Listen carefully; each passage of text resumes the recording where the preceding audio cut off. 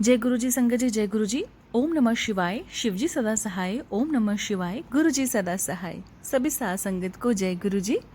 तो संगत जी, चैनल को सब्सक्राइब कर लीजिए और बेल आइकन को प्रेस कर लीजिए ताकि जितने भी सत्संग आए वो सुगमता और दिव्यता से आप तक पहुंच सके।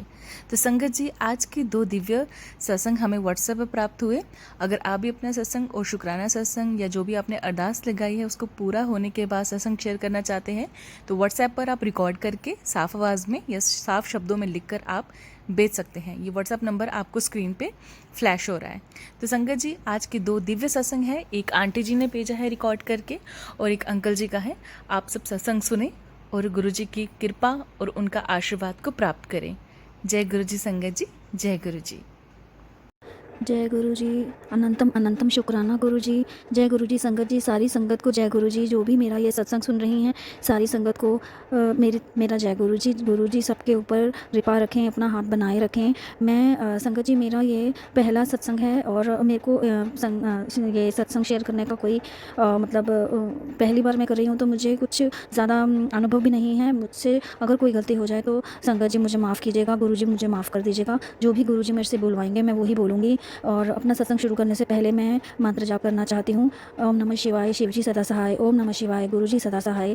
मैं जैसे गुरुजी कहते हैं कि अपना जर्नी गुरुजी के साथ शुरू से ही बतानी चाहिए, तो मैं आप लोगों को, संगत जी को मैं ये शेयर करना चाह रही थी कि मेरी जो जर्नी है वो कब से, बहुत साल हो गए हैं, मुझे याद भी नहीं है कब से मैंने इनको देखना शुरू किया। लॉकडाउन से पहले ही मेरे स्कूल में मैं टीचर हूँ और मेरे स्कूल में जो मेरे कलीग्स थे उनके फ़ोन्स पे आते थे और कुछ गुरुजी को मानती भी थी और मैं देखती थी। वो व्हाट्सएप पे डीपी भी लगाती थी, तो फिर मैंने देखा और मुझे अच्छा लगा उनको देखना और मैं कहती थी कि शायद ये इनके अपने गुरुजी हैं जो सबकी फैमिलीज़ में होते हैं अपने अपने गुरु धारण किए हुए। तो मुझे लगा शायद ये वो वाले गुरुजी हैं और हमारी फैमिली में कोई ऐसे गुरुजी नहीं थे। इन लॉज में भी कोई ऐसे गुरुजी को नहीं माना हुआ। तो बस यहाँ पे मेरी फैमिली में सब जो पूजा की जाती है, जैसे राम जी, कृष्ण जी की और विष्णु जी की पूजा की जाती है। हर पूर्णमासी पे हमारे घर में पाठ होता है। मैं जॉइंट फैमिली में हूँ संगत जी। तो मुझे कुछ आइडिया नहीं था इस चीज़ का। पर फिर जब मेरे पास भी मैंने फेसबुक खोला तो मेरे पास भी गुरुजी के मैसेज आने लगे, तो मैं गुरुजी को जय गुरु जी करके और आगे बढ़ जाती थी। मतलब मैं स्क्रॉल कर लेती थी आगे। फिर धीरे धीरे मुझे पता चला कि नहीं, ये तो कोई वैसे गुरुजी नहीं है और ये सबका कल्याण करते हैं। और मेरे को टीचर्स ने, जो भी मेरी कलीग्स थी, उन्होंने मुझे बताया कि ऐसे ऐसे हम उनके साथ अटैच हैं काफ़ी टाइम से। पर मुझे उनको देखना अच्छा लगता था कि हाँ, कोई पीसफुल सोल है, वो एक एंजल टाइप में। बट वैसा अटैचमेंट नहीं हुआ जैसे कि मैं उनको मतलब सुनूं और सत्संग सुनूं। और मुझे कुछ इस चीज़ का ज्ञान भी नहीं था कि सत्संग से ही वो सबके कर्म भी काट देते हैं और सबको हील अप भी करते हैं। फिर मेरे को लॉकडाउन के बाद एक टीचर ज्वाइन हुई और वो बहुत ही ज़्यादा डिप्रेशन में थी। मेरी ही बस में आती जाती थी, तो वो मेरे को उनके साथ बैठना अच्छा लगता था और मुझे उनको कंसोल करना भी बहुत अच्छा लगता था, क्योंकि वो बहुत ज़्यादा उदास रहती थी, रोती थी। तो मुझे उनको चुप कराना अच्छा लगता था। मुझे उसमें खुशी मिलती थी कि कैसे मैं उनको उनके मुँह पे स्माइल आ जाए बस। तो मुझे उस चीज़ में बहुत अच्छा फ़ील होता था, खुशी सी मिलती थी। फिर एक दिन उनको मैंने अपनी फैमिली का भी बताया कि मुझे भी अपनी फैमिली में काफ़ी परेशानियाँ थी, शुरू से ही बहुत ज़्यादा थी। फिर मैंने जब हल्का सा उनको बताया तो उन्होंने, जब अगले दिन वो बस में आई मेरे साथ, तो उन्होंने मुझे अपने पर्स में से पॉकेट स्वरूप दिया गुरुजी का और मुझे माला भी दी और बोला कि तुम गुरुजी को याद करके उनका मंत्र जाप करना, तो तुम्हें बहुत ज़्यादा सुकून मिलेगा। और जैसे वो दर्शन भी देते हैं और आपको अगर दिल से आप उनसे जुड़ोगे तो वो भी 1 to 1 आपका कनेक्शन होगा। तो मैंने उनकी बात बहुत ध्यान से सुनी, समझी भी, और मैंने सोचा मैं करूँगी। पर मैंने उसको लेके अपनी अलमीरा में ही रख लिया और 2-3 दिन मैंने गुरुजी के बारे में खूब सोचा भी सही और उनसे 1-2 बार बात भी करी। बट मैं फिर भी मैंने उस पर ना ध्यान दे के, क्षमा करना गुरुजी, मैं बहुत ज़्यादा बेवकूफ़ और नासमझ हूँ। मैं बहुत ज़्यादा बेवकूफ़ हूँ। मुझे कुछ भी ज्ञान नहीं है, मुझे कोई इशारे भी नहीं समझ आते हैं और मैं पता नहीं कैसे आपने मुझे अपने पास जोड़ा है। आपने ही मुझे अपने साथ, अपने चरणों में जगह दी है गुरुजी। मैं तो पता नहीं मैंने कितने ख़राब कर्म करके आई हुई हूँ कि कितने साल मैं आपसे दूर रही हूँ। और फिर धीरे धीरे फिर वो टीचर थी, तो उन्होंने मेरे ना, एक्चुअली फिर बहुत सारे सत्संग हैं मेरे साथ, बहुत सारे। पर मैं अभी इतना लंबा सत्संग नहीं कर सकती, क्योंकि मैं थोड़ी नर्वस हो रही हूँ संगत जी। मुझे नहीं समझ आ रहा कि मैं शुरू से बता रही हूँ, पर कुछ चीज़ें हैं जो साइड बाय साइड चल रही थी मेरी अपनी लाइफ में और मैं उनसे जूझ भी रही थी और मैंने किसी को डिस्कस भी नहीं किया था। गुरुजी को तो बिल्कुल बताया ही नहीं था। बट हाँ, गुरुजी तो खुद ही परमेश्वर हैं, तो उनको पता चला होगा, तभी उन्होंने मुझे अपने साथ अटैच किया। और फिर मैंने वो मैंने अपने जो मेरे पेरेंटल हाउस में जो मेरे गुरुजी हैं, मैंने उनको ध्यान किया। और फाइनेंशियली मेरे घर में बहुत लॉकडाउन के बाद बहुत दिक्कत थी। मेरे हस्बैंड के पास कोई काम नहीं था, बहुत होपलेस हो गए थे हम बहुत ज़्यादा, और मैं सिर्फ मेरी ही नौकरी थी जिससे कि घर चल रहा था। उसमें भी मेरी कोई गवर्नमेंट जॉब नहीं थी, प्राइवेट जॉब में तो संगत जी आपको पता है कि कितना इनकम होता है। तो मेरे बच्चों की, मेरे 2 बेटे हैं और उनकी पढ़ाई के लिए उनको एक अच्छा स्कूल प्रोवाइड करना बहुत मुश्किल हो रहा था मेरे लिए।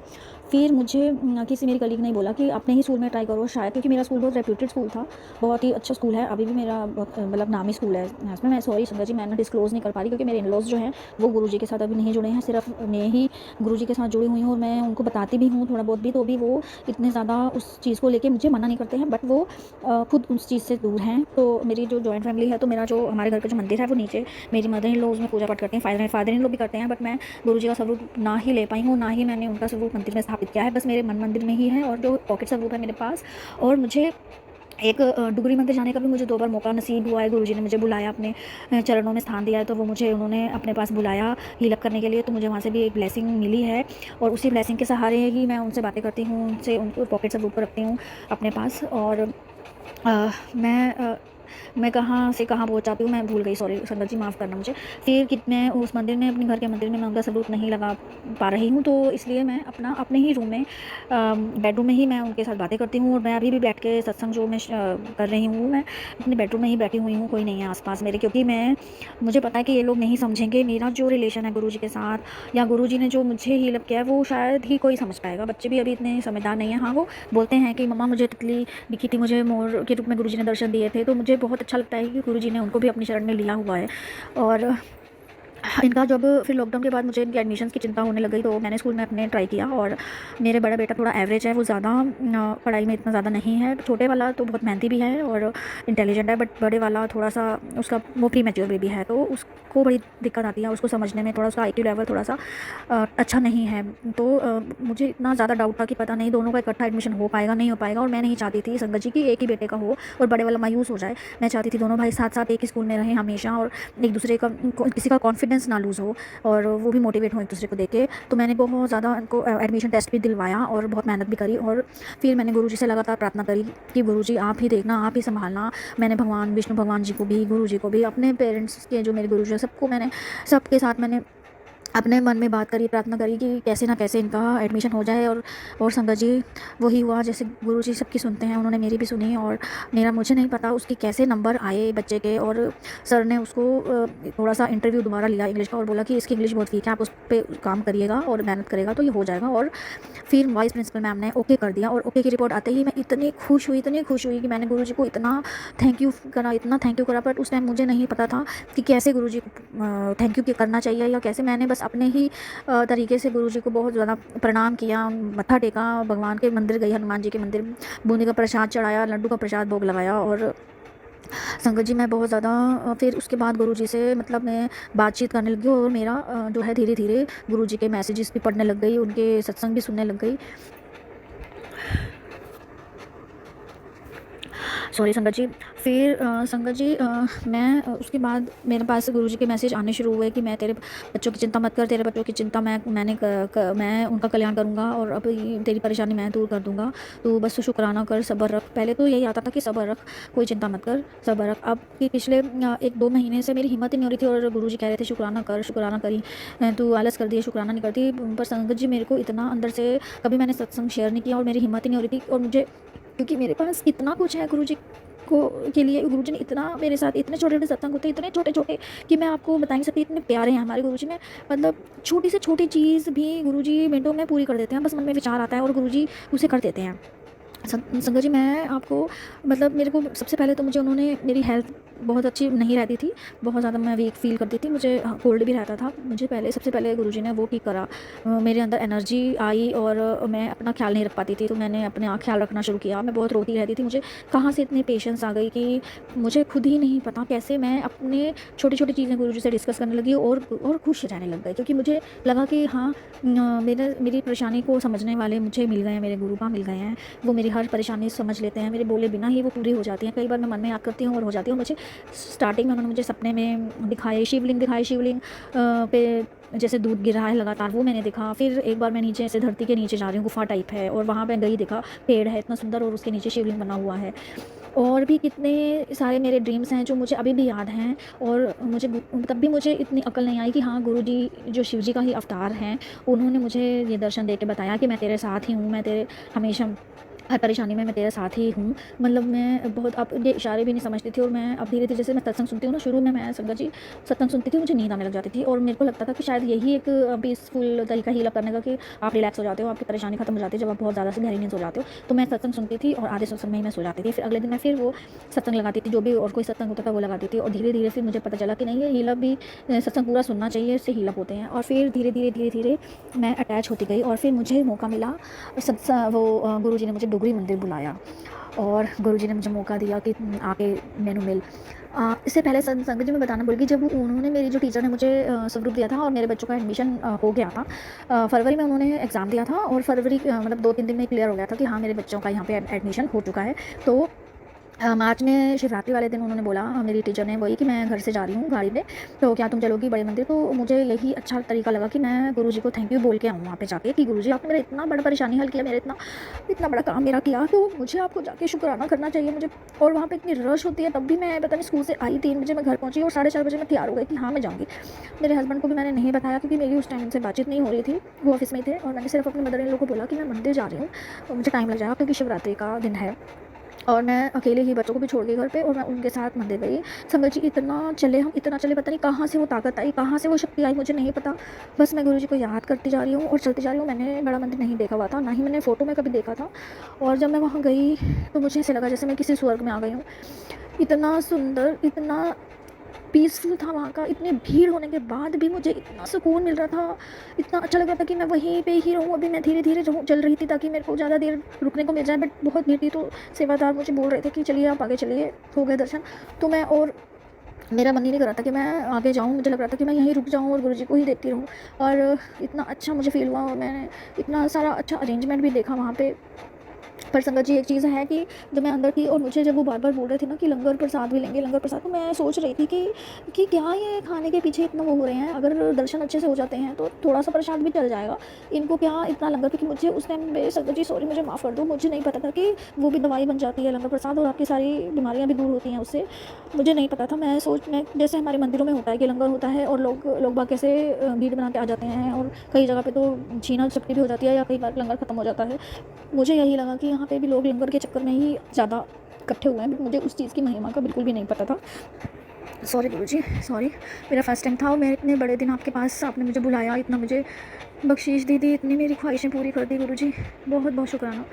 फिर क्या हुआ कि गुरुजी का, आप ये देखिए कि मेरे मन के भाव शायद उन्होंने पढ़ ही लिए थे कि हाँ, ये कह रही है कि ये लालच में आए हैं लोग। हम वहाँ गए और लंगर प्रसाद ख़त्म हो गया, और जो मेरे साथ में जो टीचर थी, वो फैमिली बहुत उदास हो गई कि हमें तो लंगर प्रसाद नहीं मिला। तो फिर मैंने बोला कोई बात नहीं, नहीं मिला तो घर जाके खा लेंगे, एटलीस्ट हमें जल मिला है, और जल प्रसाद मिला। मैंने को पानी की बोतल, कहीं पानी नहीं बोलना, इसे जल प्रसाद बोला जाता है। मैंने कहा ठीक है। मैं जल प्रसाद की बोतल लेके बैठ गई, और मेरे को बेर मिले 4-5, उन्होंने कहा कि ये खाने हैं और ये आपने ही खाने हैं।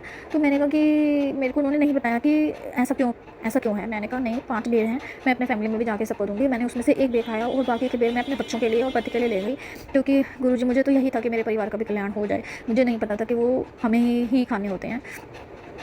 पर चलो कोई बात नहीं। पर हाँ, गुरुजी सब समझते हैं, शायद गुरुजी को भी पता था कि हाँ, ये किस मंशा से लेके जा रही है घर पे। और फिर हम जब वापस आए, मैंने बताया, सबको बताया, और सब, मतलब किसी ने कुछ ज़्यादा रिएक्ट नहीं किया, बट मैं अंदर से इतनी ज़्यादा खुश थी कि मैं 2 दिन तक बहुत, घर में कितना भी कलेश हो, मेरे घर में एक्चुअली थोड़ा सा नेगेटिविटी ज़्यादा ही है, कभी पता ही नहीं चलता, अमावस्या पे, संक्रांति पे, एकादशी पे कलेश होते ही हैं। या तो मेरे mother in law, father in law के बीच में हो जाते हैं, कभी कभी मेरे और हस्बैंड के बीच में हो जाते हैं, छोटी-छोटी चीज़ों को लेकर के, बच्चों की बातों को लेकर के। तो पर मैं बहुत सुकून से 2-4 दिन का, उस चीज़ का मेरे पे इतना असर आ कि 2-4 दिन में इतने सुकून से रही कि हाँ, मैं बहुत अच्छी जगह पे होके आई हूँ। उसके बाद फिर मैं सत्संग सुनती थी, धीरे-धीरे मेरा कनेक्टिविटी बढ़ती गई, और ये 2022 की बात है, और आज अब 2 साल हो चुके हैं। पर इन 2 सालों में, अब जो 2024 में मेरे को गुरुजी ने डोगरी मंदिर बुलाया, उस बड़े मंदिर जाने के बाद, और उसके बाद से मेरी लाइफ में ड्रास्टिक चेंज हुए हैं कि मैं जितना भी बोलूँ, बहुत लंबा सत्संग हो जाएगा। पता नहीं ये अपलोड भी होगा कि नहीं, क्योंकि मुझे नहीं पता कि मैं कैसे बोल पा रही हूँ, किसी को मेरी चीज़ें समझ आएंगी कि नहीं, पर जो भी गुरुजी का आदेश है अभी मैं वही कर रही हूँ। गुरुजी जो बुलवा रहे हैं, जो मेरे दिमाग में अभी पुराना चल रहा है, मैं सारा आपको बता रही हूँ संगत जी। आगे भी मैं अपने सत्संग शेयर करूँगी, अभी इतना ही करती हूँ मैं। जय गुरुजी, शुक्राना गुरुजी, अनंतम अनंतम शुक्राना गुरुजी, शुक्राना मेरे मालिक। जय गुरु जी, शुक्राना गुरु जी, शुक्राना संगत जी। संगत जी, मैं अपना पहला शुक्राना सत्संग सुनाने जा रहा हूँ। मैं मंत्र जाप से सत्संग शुरू करता हूँ। ओम नमो शिवाय, शिव जी सदा सहाय। ओम नमो शिवाय, गुरु जी सदा सहाय। संगत जी, ये मेरा पहला शुक्राना सत्संग है। मैं अपना नाम गुप्त करना चाहता हूँ। संगत जी, अगर शुक्राना सत्संग सुनाते समय मुझसे भूल हो जाए तो क्षमा करना। जय गुरु जी, जय संगत जी। संगत जी, मैं नहीं जानता कि गुरु जी ने मुझे अपने चरणों में एहसान कैसे दे दिया। लख लख शुक्राना गुरु जी। संगत जी, मैं गुरु जी से मई 2024 से जुड़ा हूँ। मोबाइल से मैसेजेस आते थे और फिर मैं उनके सत्संग सुनने लगा। इन सब के लिए शुक्राना गुरु जी। संगत जी, मैं सोच रहा था कि गुरु जी की ब्लेसिंग कैसे मिलेगी, और अगले ही दिन मुझे तितली के रूप में 777 के रूप में मुझे ब्लेसिंग मिली। जय गुरु जी। मेरे पास गुरु जी का स्वरूप नहीं है, प्रिंट आउट स्वरूप है। जय गुरु जी। मेरे बड़े भाई की तबीयत खराब रहती है, उनको किडनी की प्रॉब्लम है। गुरु जी का जल प्रसाद दे रहे हैं, वे पानी खुद नहीं लेते। संगत जी, शनिवार को पानी की बोतल यानी कि जल प्रसाद अपने आप मेरे भाई के पास बोतल पहुंच गई। जल प्रसाद अपने सभी घर के लोगों ने बताया कि मैंने बोतल वहाँ नहीं रखी। वाह गुरु जी, जय गुरु जी। पानी की बोतल जल प्रसाद मेरे भाई के पास कैसे पहुँची? ये एक चमत्कार से कम नहीं है संगत जी। वे गुरु जी ही थे जिन्होंने पानी की बोतल यानी कि जल प्रसाद मेरे भाई के पास रखा। लख लख शुक्राना, अनंतम शुक्राना मेरे गुरु जी।